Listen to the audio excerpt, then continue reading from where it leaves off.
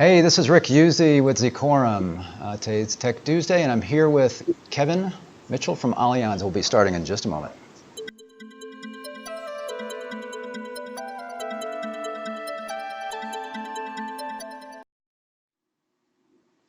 Hi, folks. Welcome to Tech Tuesday. Again, I'm here with Kevin Mitchell from Alianza. Alianza is one of our partners. Kevin, why don't you tell us a little bit about your company before we get started? Awesome. Thanks, Rick. I appreciate the invite to be part of your Tech Tuesday. Excited to talk to you today.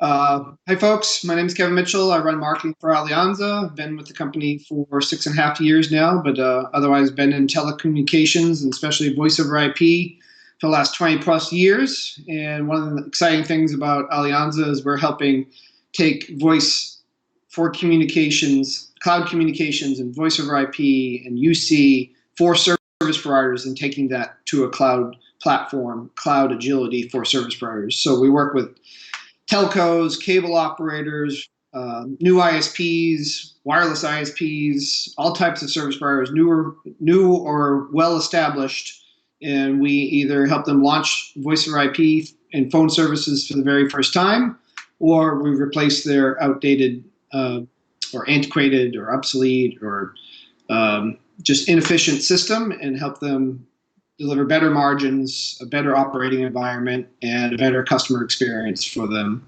And we partner with you on that as well. Yeah, in fact, we're a really good team because we a lot of times will handle a lot of the things that you guys maybe don't handle, or maybe don't want to handle, like support for the end user. That's a good one. That one's always absolutely. Yep. Many ISPs, especially new ones, need those types of support services, especially to get started. Yep. So how is the VoIP market going these days? What's the market like? Yeah, great question. As I said, I've been at this for 20 plus years, really when voice over IP first started. So we are multiple decades in here to a transition, and it's going to continue. But it's I'm going to take a very U.S. centric approach here because that's our solution. That's what I know best today. Of course, there's transformations taking place all around the world, some faster, some slower than the U.S. in terms of moving to voice over IP. But again, it started 20 plus years ago. Cable companies really took it from being an over-the-top hobby or something that's interesting but not a business. And cable companies really took that and really transformed the market. When this was the debut of double play, triple play offerings from broadband operators. Cable operators, especially many of those in the NCTC community, helped make that all happen. And they continue to be the dominant players today in the U.S. in terms of voice over IP subscribers. But there are many new ISPs, whether they're wireless or fiber, whether they're municipal or electric co-op, or just a brand new private company coming into the market. Many of them, most of them, 9 out of 10 we find are launching with voice over IP phone services as well, because it remains a healthy business for them, great margins. They're going to see 20 to 30 to 40% of their subscribers subscribe to a phone service. They'll be higher on the commercial side of things than the residential side of things, but they still, for a good portion of their subscriber base, can see a revenue boost that also delivers high margins and plays a role in customer retention, customer acquisition, and retention. So healthy market. Again, 20 years plus into this transition, and just a few years ago, I think it was 2017, the U.S. market finally flipped to half of the fixed phone market being voice over IP, a little bit over. I think it's something like 52, 54% of all fixed lines in the U.S. today are voice over IP based versus some legacy TDM plain old telephone service from traditional telcos. So, the transition's been ongoing, and only now did we just flip to that halfway mark. And even since 2013, the voice over IP market the fixed voice over IP market, blend of commercial and residential, the number of lines has grown close to 30% since 2013. So continues to grow. Yeah, there's top level fixed line phone declines, but it's still a healthy market and still a lot of growth to go.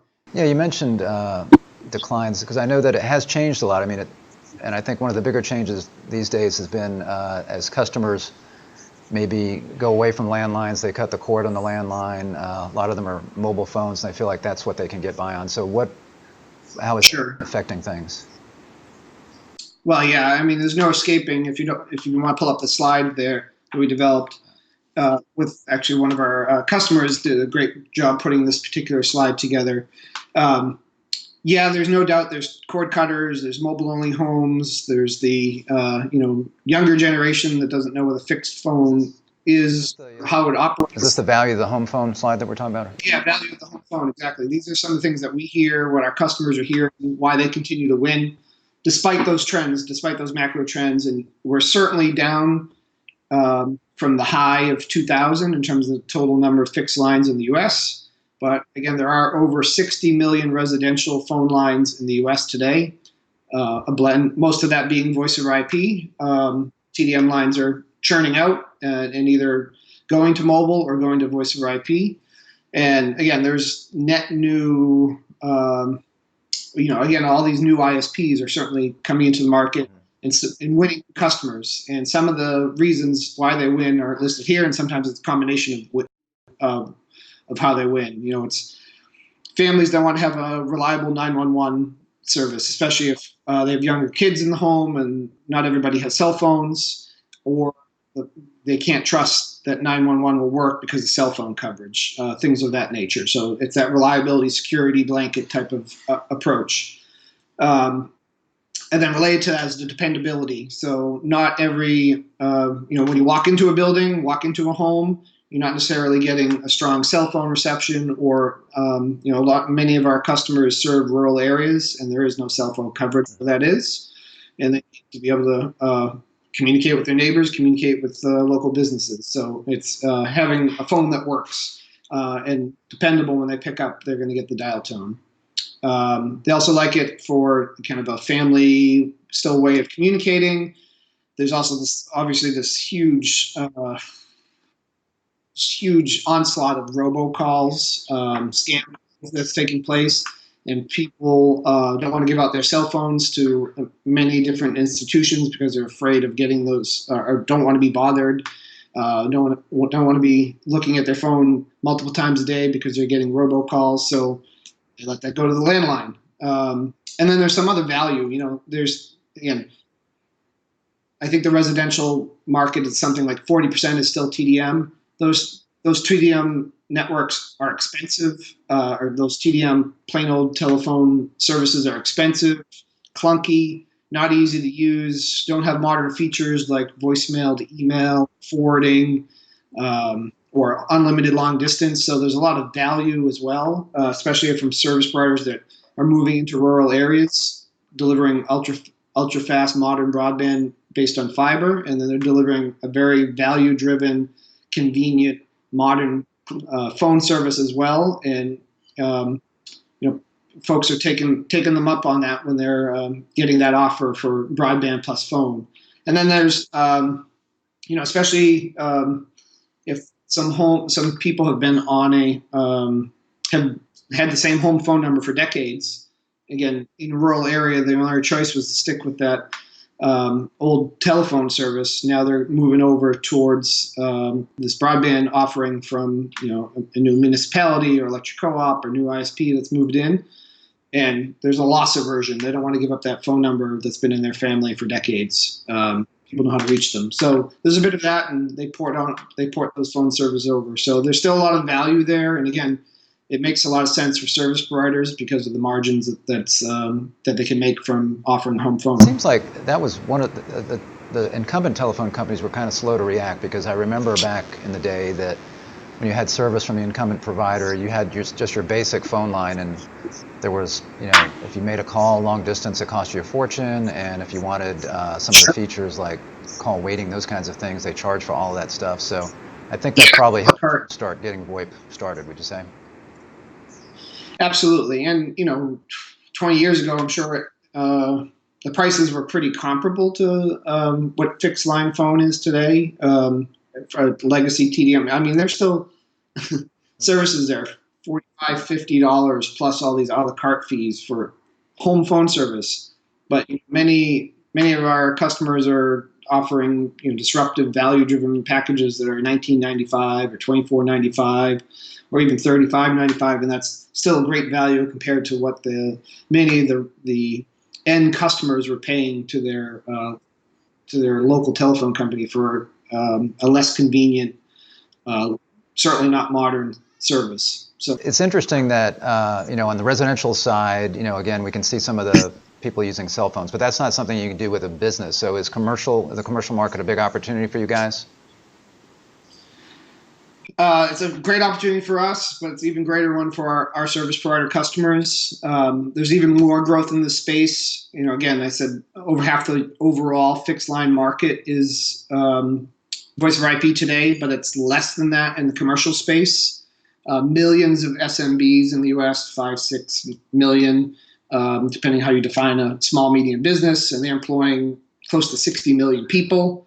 And most of those businesses, if you want to pull up the next slide, most of those businesses, this is some research from Edgewater Networks, now Ribbon. They've done some research interviewing SMBs in North America. They find, across a wide spectrum of business sizes, that the majority of those businesses remain on antiquated TDM legacy systems, whether that's PBX or key system or just one or two kind of basic business lines. So there's tremendous opportunity to move those businesses and multiple lines at each business, think 2, 5, 10, 50, 100 lines at each business account over to a modern cloud-based communication system. So there's a bigger set of transitions. There's obviously more work that service providers need to do to win these customers. We hear anecdotally too, if you want to win their broadband business, you need to have a cloud communications solution as part of that to move that business over or win more businesses more often. So that's important. And then, on the right side of that column chart there on that same slide, you can see that not only are they stuck on TDM, but they're also largely want to move to an IP system. And some of that's going to be, when is that system end of life, or when is their contract end, when that window of opportunity opens. But there's a lot you can see there's two different charts there. One shows interest and one shows intent to adopt a new IP system. So we are still early in a broad, another 2-decade transition to cloud communications, moving things off premise. There will be businesses, especially large ones, that have an IP system on premise. Service providers can still serve those types of commercial customers with SIP trunking services. So there's the opportunity to serve all different types of businesses, whether they can transition their on-prem systems to full cloud or can swap out and get rid of phones altogether and go to just a mobile client type of environment, a mobile office environment where clients are just on desktops, laptops, and the mobile phones, or replace it with modern IP phone systems. There's just a broad set of commercial opportunities for service providers. And if I actually pull up the next slide, most of these, every analyst firm is going to tell you about everything's moving to the cloud. This Gartner report, I think it was from late 2018, shows a crossover for spending coming soon from on-prem to cloud. This is a global type of view and a blend of different business sizes, but that crossover of spending is happening next year, where it's going to be favoring cloud. And every new business, obviously, that is established is going with a cloud solution, or I would imagine 95 out of 100 are. And end user spending on cloud communications is in the billions, multiple billions globally. So service providers need to be in this game, especially local broadband providers that are serving their communities.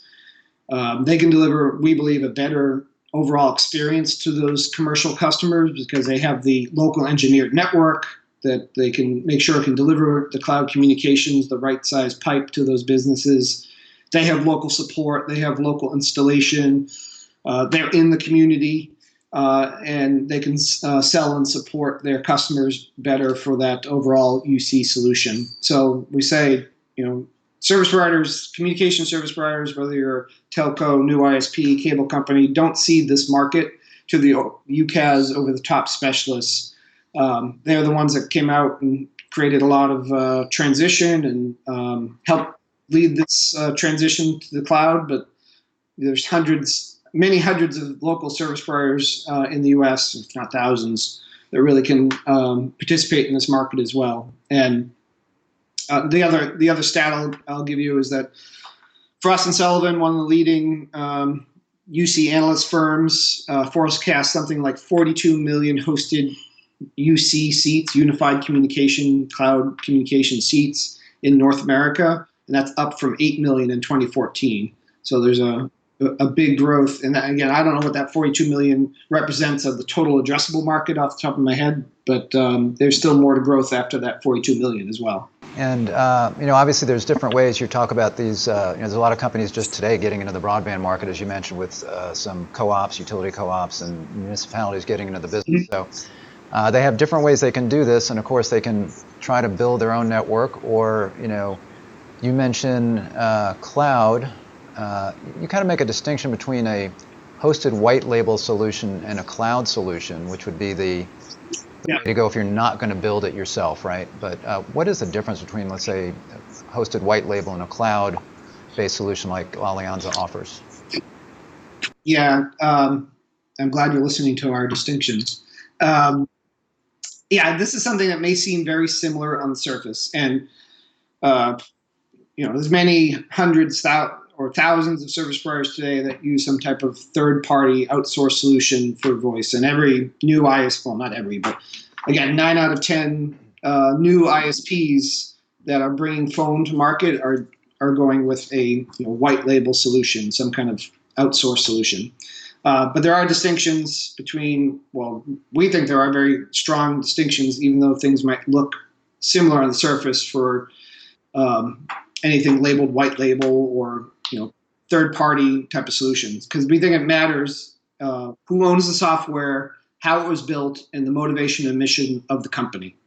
So and there's a number of distinctions here. If you can pull up that last slide here in this table around architecture and support and quality and a number of other distinctions. We run through this in quite some detail in an ebook that we've called the Cloud VoIP Outsourcing Guide for Service Providers. It's available for free on our website. So I'll just give a plug for that now. It's info.alianza.com/VoIP-partner. You can check out that ebook. And it runs through a number of these distinctions, significant in some detail. And so we argue that a service provider, a communication service provider, will end up with the best cost structure, best user experience for their staff as well as their end users, and the simplest operating environment if they found a cloud software as a solution partner that's built its own platform and is 100% committed to empowering service providers, as opposed to a retail shop using another vendor's soft switch and is really doing white label wholesale solutions on the side as a side business. So that translates to better responsiveness, better focus, a dedication to simplification and automation using APIs, all of those things that favor a better experience and lower total cost of ownership really always favor the cloud specialist. So those are some of the distinctions we make. Again, we ask service providers to really dig in, ask those questions, and really find the right partner for them. So yeah, there's a couple of things I heard there. So obviously if they're selling retail, then in a sense they could be competing with you. So that's something you need to consider, right? Yeah. Yep, absolutely. Are all the incentives really aligned? We've definitely heard some instances of that retail side of the provider calling on the wholesale, calling on that communication service provider to try and sell them their business. So they could certainly compete in their own markets. And again, but it's more about. But more importantly, I mean that is a reality. That is something that can happen. But more importantly, it's about that focus and investment.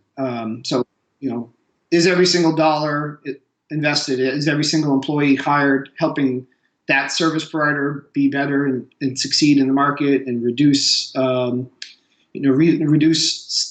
automate and simplify and better succeed in the market? Or is it, are those dollars and and folks going to help grow our retail And business. then the other thing you mentioned was you guys have built this equipment or this platform kind of from the ground up.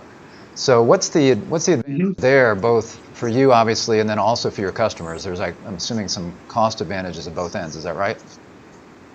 Yeah, it's cost advantages, but I think more importantly is the agility aspects.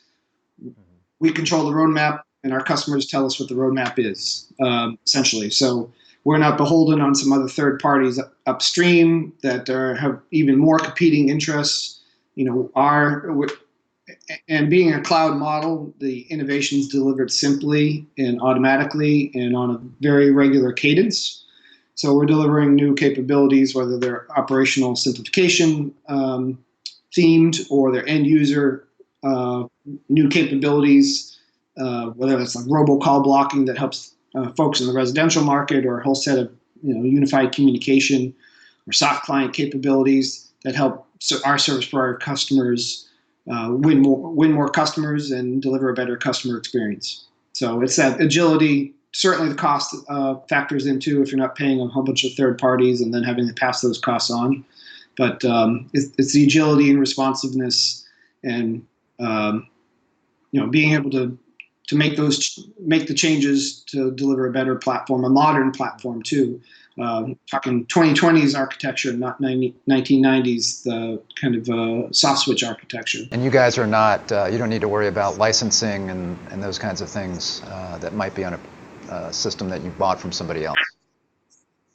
Yep, absolutely. And so one of the other things is the legacy soft switch vendors, which many white label hosted solutions use, they have a complex licensing scheme. They have a la carte capabilities because they wanted to monetize that back 15, 20 years ago. And it's really hard for the service provider to figure out a good, sustainable business model when they have a lot of a la carte pricing being passed on from their hosted provider. So we simplify that. We simplify that as well in terms of the pricing.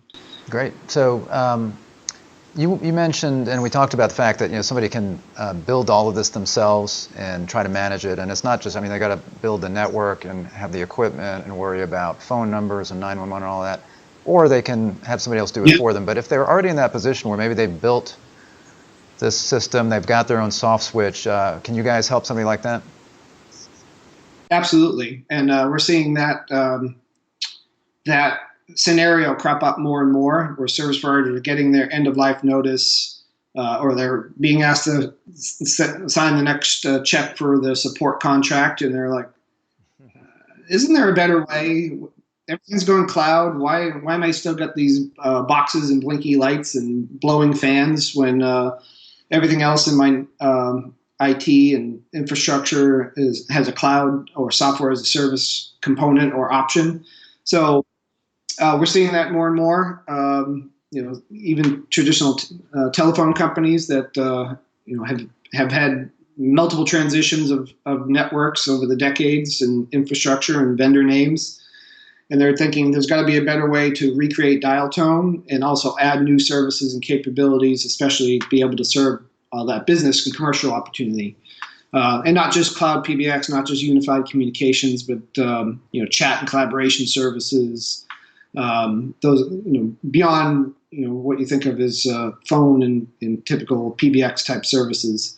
And with a cloud approach, you're eliminating that big CapEx check. You're delivering a lower operating environment because it's built for automation and scale up and scale down. It's future-proof. That innovation piece, there's an agility piece that I was mentioning earlier. Being able to consume innovation a lot faster in a cloud model versus every 6 to 12 months you get a new feature. We have a blog post about this, about how SaaS solutions, one of the greatest benefits is release or unlocking people from the product release tyranny of on-prem software. So you get the innovation you're paying for, and you get it easier and more often. And then there's a lot of mergers and acquisitions taking place too in the telecom market today, and an agile nationwide cloud platform provides a better unification approach as providers are putting together different operating companies and really more quickly, more easily bring about the synergies that are sought as companies come together. So we think there's multiple opportunities for service providers that have built their own voice network, their own VoIP network with a soft switch in the past, whether it's a cap and grow with rip and replace, or it's a edge out CLEC type of opportunity, or launch new services, a bunch of different use cases. And we're seeing them all now engaging with providers, small and large, that previously had a network. Sounds great. So where is Alianza going to be coming up? Are you guys going to be going to some shows, or where can people find you?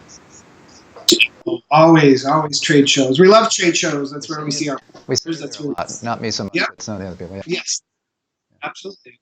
We always stop by. Trade shows. That's where we see our customers, our partners, and future customers. So the next one is the Calix Connections event coming up at the end of October. It's a big event for us. So we're a gold sponsor of that event, and of course there'll be multiple NCTC shows next year in 2020, including the winter one coming that's mid-February, and then there's among many other shows in 2020 featuring focused on different segments of the market. So we'll be there, but you can always find Alianza online, of course, at alianza.com. And of course, as I mentioned, we're one of your partners, so if anybody's interested in Alianza services, they can always give Z-Quorum a call.